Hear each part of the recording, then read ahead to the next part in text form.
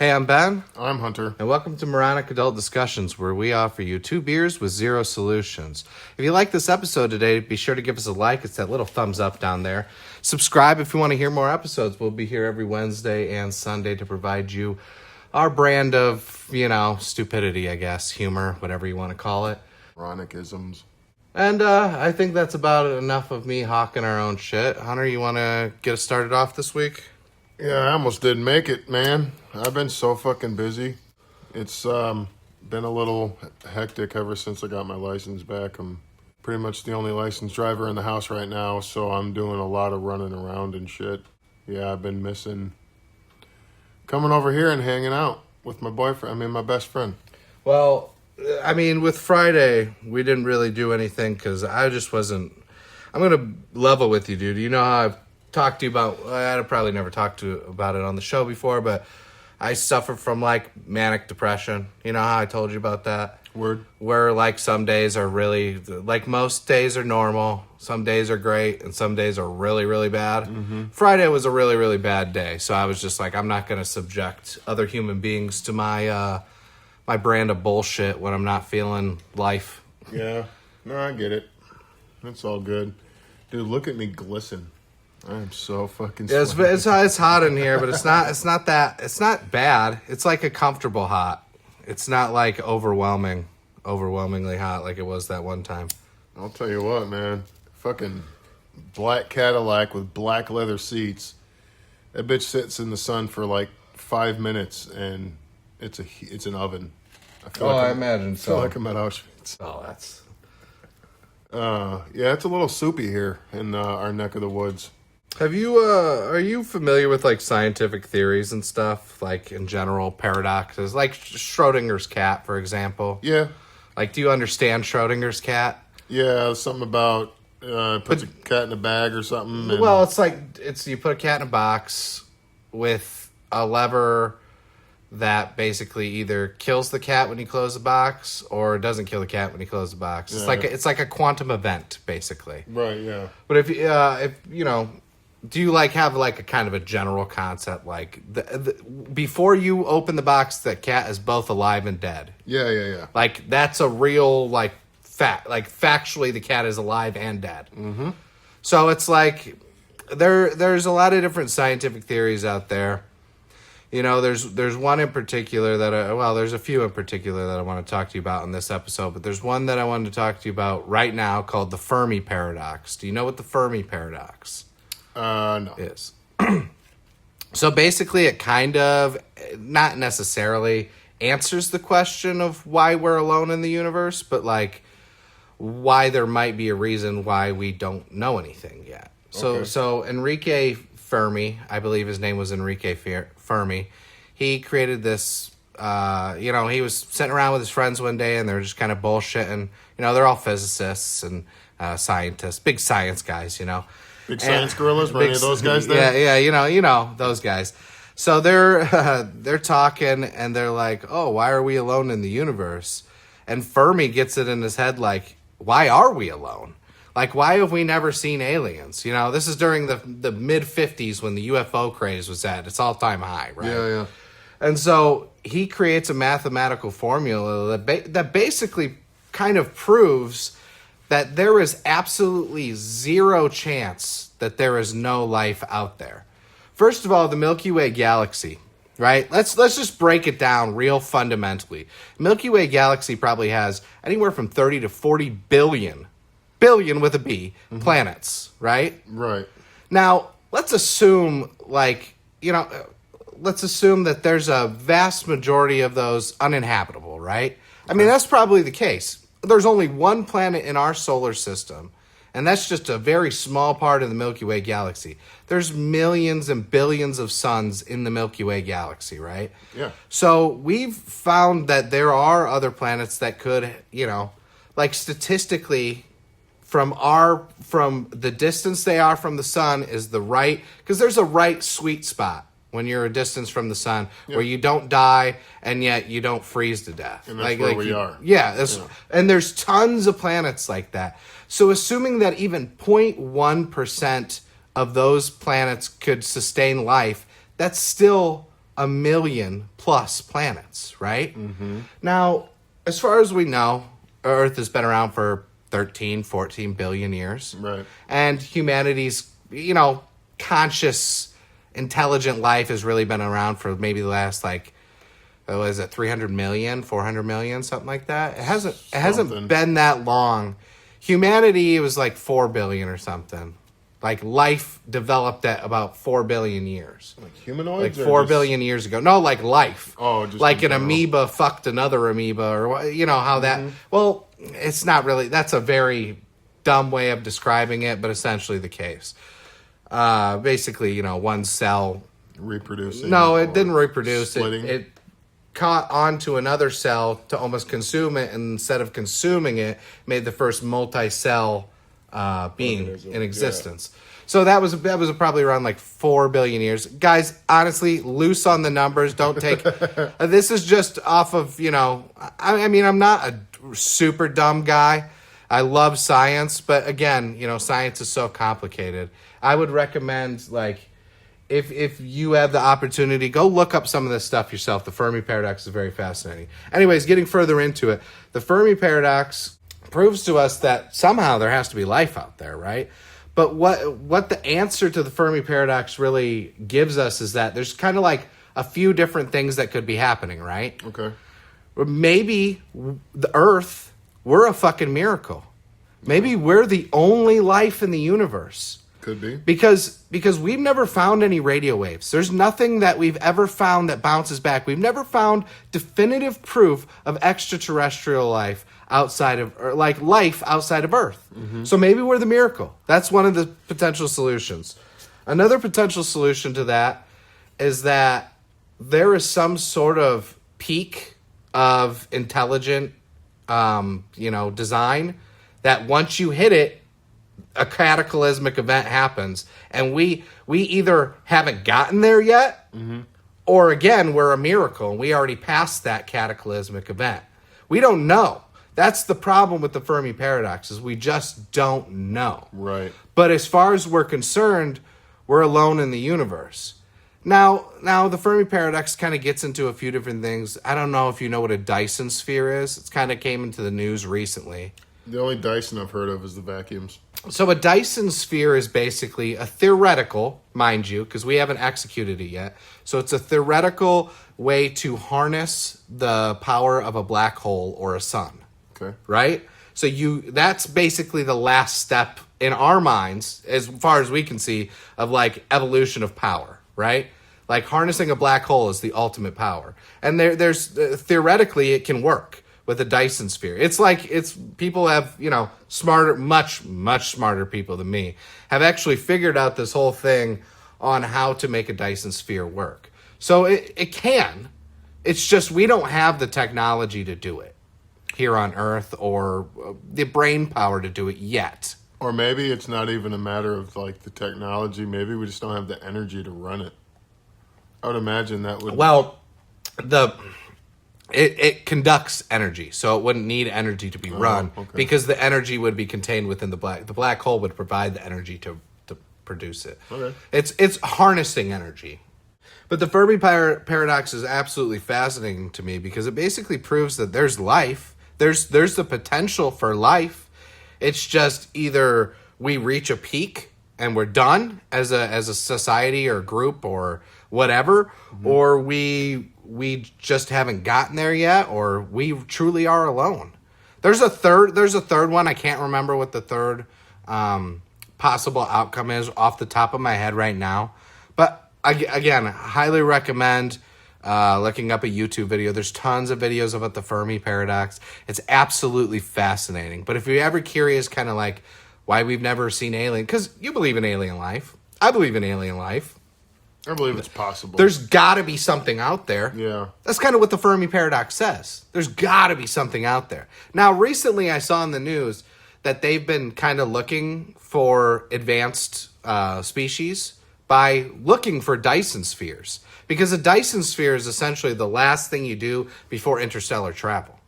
Oh.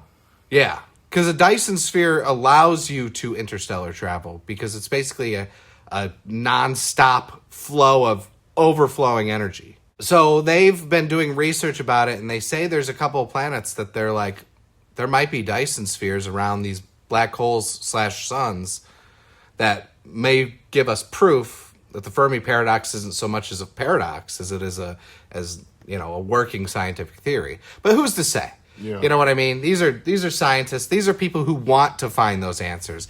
It's kind of like David Duchovny in the X-Files, where like even if like aliens weren't real in the X-Files universe, no matter what, he would have believed it. So that's kind of where I feel like these scientists are at. Like no matter what, they want to believe.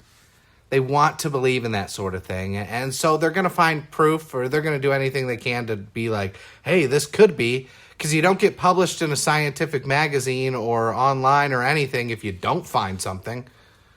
Like, hey, all my theories were wrong. Thanks for reading. Like, yeah, damn, man. That's I'm gonna have to look that up. Because I've heard theories like, I don't know if it has anything to do with the Dyson sphere or what, but I mean, obviously I watch a lot of Joe Rogan and stuff, and he's had that one pilot guy on who said that he saw like some crafts and shit. yeah, see those pilots. I mean, first of all, the G forces they're experiencing. Who knows what that really does to the eyes and the brain? Yeah. Right. I mean, let's be real. We don't understand really how G force works that well. Besides that, it's an extreme pressure. We don't understand the effects it really has on the human body because we can't, because we'd kill people. Yeah, yeah. And that's, it's not allowed. But for like pilots and stuff, I find that hard to believe. People can lie. Yeah, for sure. Statistics and science to me don't lie. Like, and I don't know, man. There's such things like mass hysteria events. There's so many different ways that the human mind works to fuck with itself. Yeah. That it's so hard for me to believe people who say that. It's like, yeah, and there's schizophrenic people out there who believe, like, have you ever seen The Beautiful Mind? The guy thought he was a secret fucking agent. I haven't He seen thought that. he thought he worked for the CIA. He was just extremely schizophrenic. Oh, boy. Yeah. And he had to fight talking with all these things his entire life, like these non-real beings. Basically imaginary best friends that became real. So, and I don't know, the human eye is so easy to fool. But science can't lie. Right. There is some weird stuff about science that, like, okay, so you know how, like, when you smoke a cigarette, right? For instance, the smoke doesn't go back into the cigarette, right? It only goes out, Yeah. right? But according to science, it should work either way. Oh. Yeah, there's like the way time works both ways. So I mean, it's basically, that's getting into like time travel. Why time travel? Like traveling forward is the same as traveling backward. You just reverse the equation, but it should be possible. If you can travel forward, you should be able to travel backward. I don't know, man. I'm beginning. I love scientific theories like that, and I love like mind experiments and stuff like that. Yeah, I do find that stuff pretty fascinating myself. I like space stuff in general. Yeah, yeah. But I thought it was interesting when we watched that craft landing. I can't remember what, the Artemis. The Artemis 2, I think it was. Yeah. Because the Artemis 3 is going to go up soon too, but that's non-manned. And the Artemis 4, they're going to go past the moon or whatever, or they're going to land on the moon. Boring. Oh, that's awesome, bro. Well, they'll be live streaming on the moon. The You know how unmanned, cool that is? The unmanned one might be kind of dumb, but if you're a science nerd, it's. I was watching footage of the rover on Mars. Oh yeah? Yeah. The Bigfoot. They call it a rover, bro, which makes it sound like like a little like a medium dog size. The fucking thing's a Humvee, bro. Yeah, well, it's probably the size of like a Land Rover. It is. It literally is the size of. They use Humvees and Land Rovers As like the base? Yeah, is Okay. my understanding. Like, I'm pretty sure they use what were those fucking Range Rovers? Range Rover. I think they use like a Range Rover as like the base. Wow, that's fucking wild. Yeah, I But guess I never realized how when big you it is. when you think of rover and then you see the pictures and you're like, oh, that thing's kind of small, and then you see it next to like a giant rock and you're like, oh fuck, oh fuck, that thing's huge. Yeah, that thing's battery died already, didn't it? Or maybe it was able to recharge from the sun or some shit, or it only I had... mean, it definitely had solar panels on it. I Yeah. remember. But they As far said it might have just. I mean, they don't send those things there for permanence, you know. Although it did join 2 other rovers that were already there on Mars, by the way. Oh, wow. Which they had been controlling for years. Yeah, I mean, I heard that there was like a lifespan to them, but I don't know Yeah. how they... I don't know how long they last either. I just love the pictures. Those Yeah. Mars pictures were great a few years ago. Well, speaking of life on other planets, didn't they find like bacteria or some shit on Mars? Like evidence that there was water. Yeah, because they found ice, because Mars is like super cold. Mars is like a desert. Mars is very much like a desert. When they want to do like Mars scenes in movies, they just go to Nevada. Yeah, Like no joke, because Nevada is very similar to like the surface of Mars. yeah, you just put a red lens on your fucking Yeah, camera. I mean, I'll do all that in post. You know what I mean? Like, doesn't really matter. I'm pretty sure that's where when Matt Damon did that Martian movie or whatever. Yeah, And he was stuck on Mars for a couple years or whatever it was. Yeah, that was kind of a fun movie. I did not watch it, but I've seen a lot of like clips and stuff of it. It looks good, but I don't know. Matt Damon, it's hard after Good Will Hunting. Like, no, he can't. It's hard to like watch him in something else and be like, "Oh, he's amazing," because Good Will Hunting was so fucking good. This spaceship is wicked awesome. He didn't see. The fact is, he doesn't even talk like that. He's Really? fully playing a character, and I mean, he doesn't even. I feel like Ben Affleck's is much worse in that movie. Yeah, I don't. I guess I'm gonna have to see that movie. 'Cause It's so good, bro. It's an emotional roller coaster.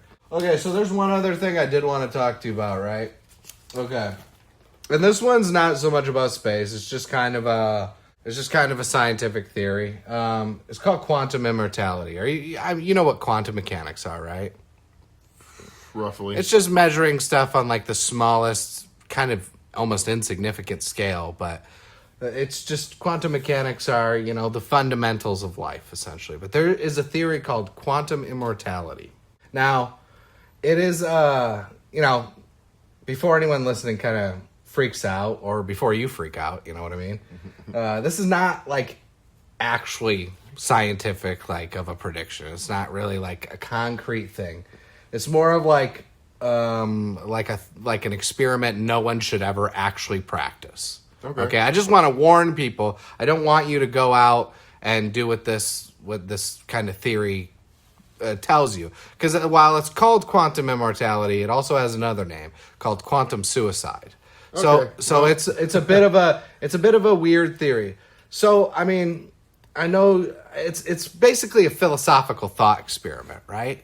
Okay, so it's not it's a thought experiment based on like one particular interpretation of quantum mechanics, okay?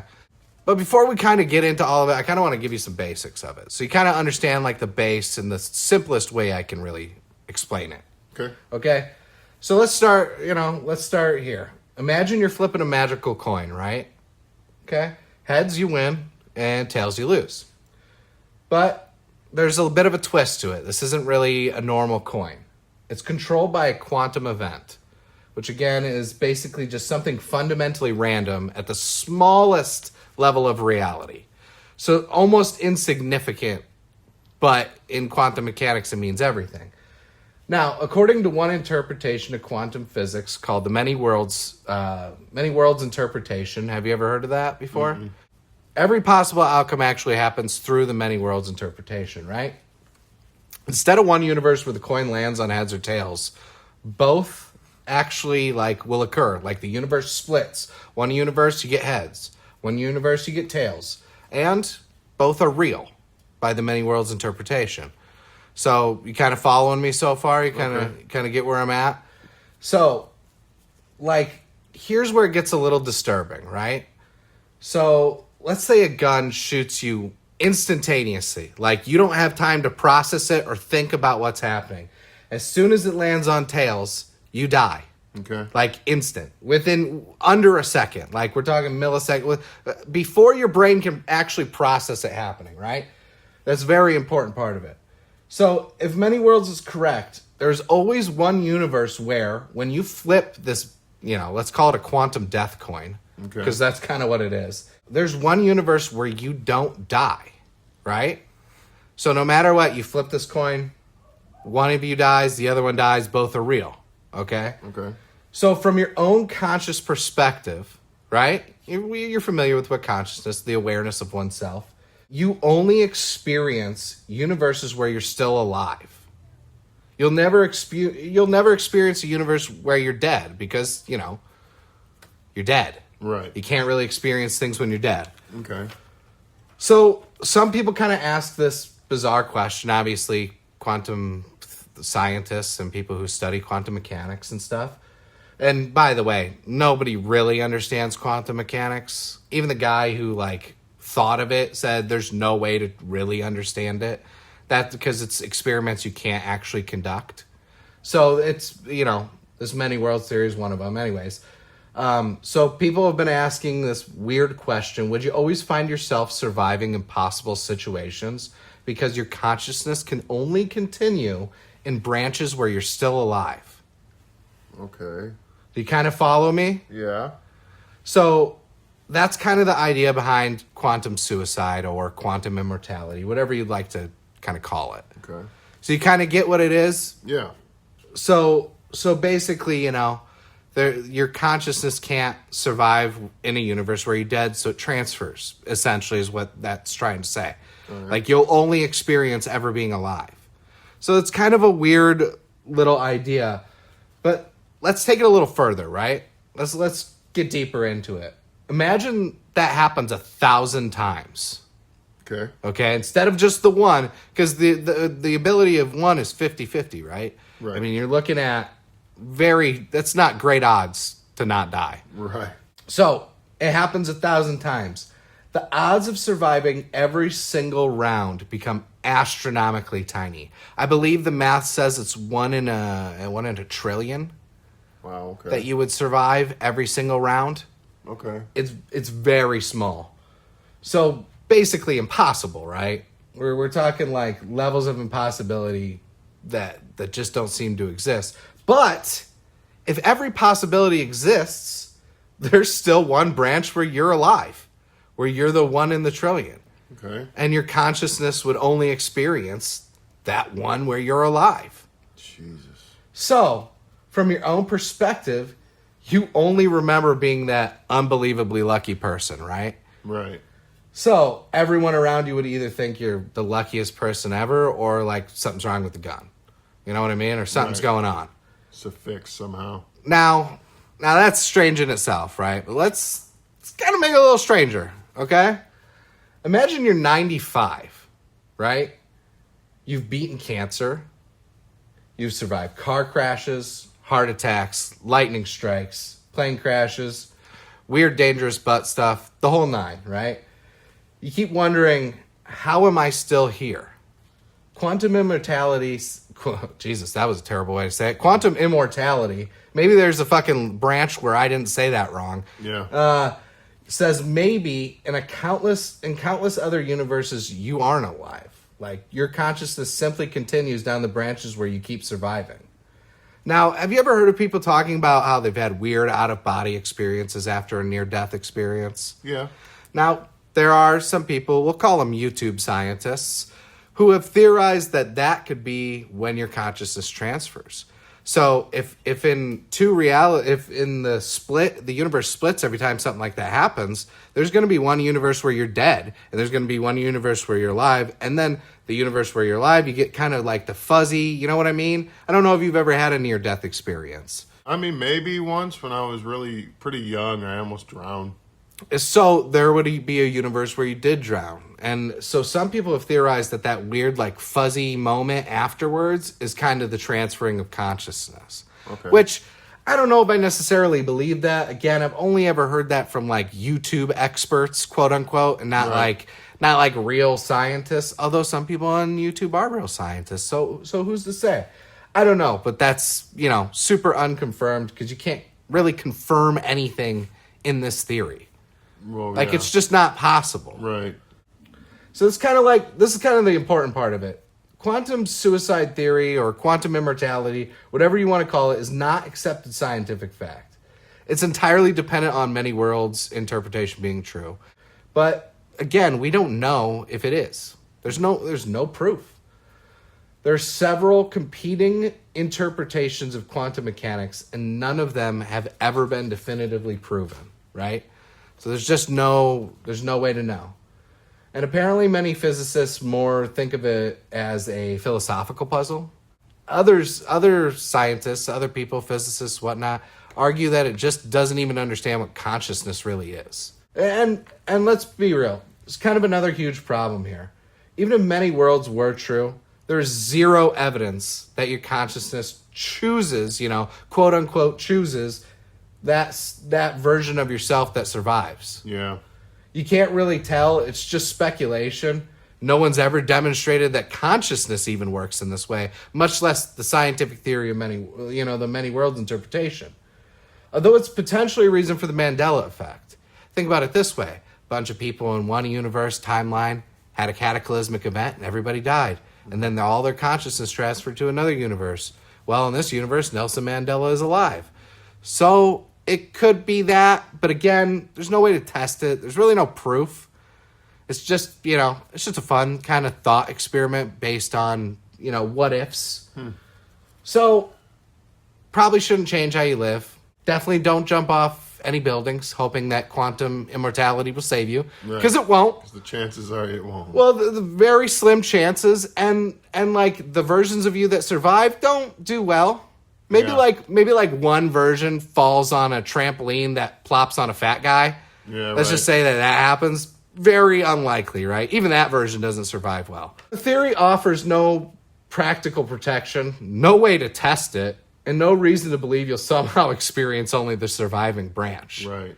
It's just a fun, not fun, but it's a thought experiment. It's just a thought experiment based on an interpretation of quantum mechanics. It's definitely not a survival strategy. So anyone listening out there, make sure you don't do something stupid because you think quantum theory will save you. It won't. Or not quantum theory, quantum immortality will save you. It 100% will not. You will die, more than likely. So I kind of gave you the layout of what it was, why it's kind of hard to believe, But here's why I like talking about it, man. First of all, it's fucking interesting. Yeah. Right? I mean, it's assuming that there's various versions of yourself. And it forces you to ask some uncomfortable questions, like, what exactly is consciousness? Mm-hmm. We don't really know. What makes you, you? If there's infinite versions of yourself, are they all equally you? And in my case, do they still like video games? Right. It's kind of an important part of me being me. So it wouldn't really be me if they didn't, you know what I mean? Yeah. I mean, or really, is there something special about the version of you, sitting across from me, or you listening to this right now? Who knows? So maybe quantum immortality is more about kind of showing us how weird reality gets when quantum mechanics mixes with philosophy. Because that's basically what it is. Mm-hmm. It's the idea of those two. And honestly, quantum suicide is probably one of the most terrifying and fascinating things I've ever heard in science. It's just absolutely strange. I agree. So, maybe that would also explain, deja vu. It could explain deja vu as well. Exactly. But again, it's just a thought experiment. We have no way to be that's what it is. Because there's got to be people who... There's no way to test quantum mechanics properly. There's got to be people who've, dived into that, full fucking balls deep or whatever, and they, drove themselves crazy trying to think of... Well, the guys who originated it, I would recommend, if you find any of the Fermi paradox or the quantum theory, quantum immortality theory interesting today, guys, I recommend you go find someone on YouTube, a real scientist, who can actually explain it in a way that is, they're going to explain it in a much more complicated way. I really dumbed it down for both of them because, they're complicated. Yeah. It's not easy to understand quantum immortality. Right. But it is extremely interesting when you get the idea. It's like you could ask yourself, what if I had done this? What would my timeline, how many splits? assuming that it splits every time a quantum event occurs, that could mean a multitude of things, man. And in theory, you'd have billions upon billions, trillions, however many, whatever the fourth one is, of branches of reality based on choices and things that have happened to you. Golly. So, I mean, you could delve into it, and it could. I mean, I'm sure I'm positive there's movies and TV shows that have done this too. Right. That probably have a much cooler way of doing it. But a lot of them, you'll find them talking about the quantum gun, which is my coin flip thing. Okay. A quantum gun, basically, it's a switch that flips, and it's random. It'll either go dead, not shoot. And it happens in a second. But you'll hear a lot of people talk about the quantum gun part of quantum immortality. Okay. Anyways, I think on that note, I think we've bored the people enough today. Hunter, you want to hit it with the outro? An out of this world episode of Moronic Adult Discussions. Maybe we blew your minds a little. Well, Ben blew your minds a little bit. I just kind of yeah the whole time. But anyway, Ben, anything else to add, man? Yeah, man. It's kind of unrelated, but how deep is balls deep? Is that where your balls are inside, or like does it mean like the balls all the way to the thing? Like what is balls deep? Anyway, leave your answer in the comments. I'm Hunter. This is Moronic Adult Discussions. Make sure to catch all of our new episodes uploaded every Sunday and Wednesday. Make sure to like, subscribe, comment, and share, and catch us next time.